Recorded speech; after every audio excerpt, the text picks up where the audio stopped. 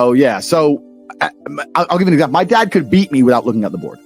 So my dad would be in the kitchen, fucking around the kitchen, cooking dinner.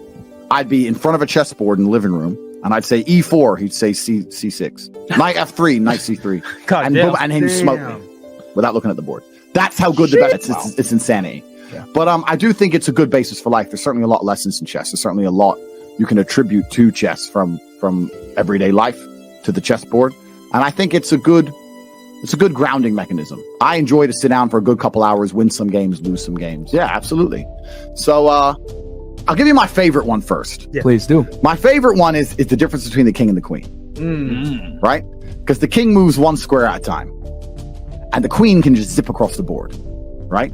So you're here in Miami. You're partying in Miami. They got all these parties right now. It's Art Basel, blah, blah, blah. You see all these chicks on a boat. For the man to get on that boat, it's one square at a time, right? He has to get a good job. He has to get his taxes right. He has to find a way to leverage credit. He has to meet the guy who sells the boats. He has to go through all this shit stage by stage by stage to finally pull off being on that yacht and having that yacht at the age of 56. A chick, what does she need? Lip fillers? Boom. Zip.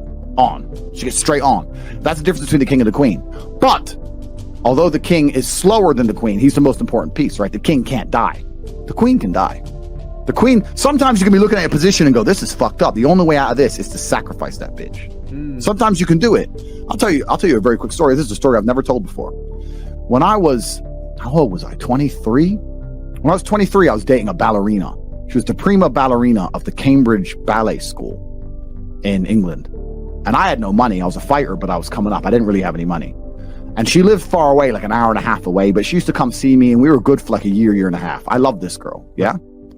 And she finished ballet school. She started dancing in clubs in London. She couldn't get any ballet work. Surprise, surprise. Who fucking wants ballet work, right? So she ends up doing like dancing and not stripping, but like dancing in the club, you know.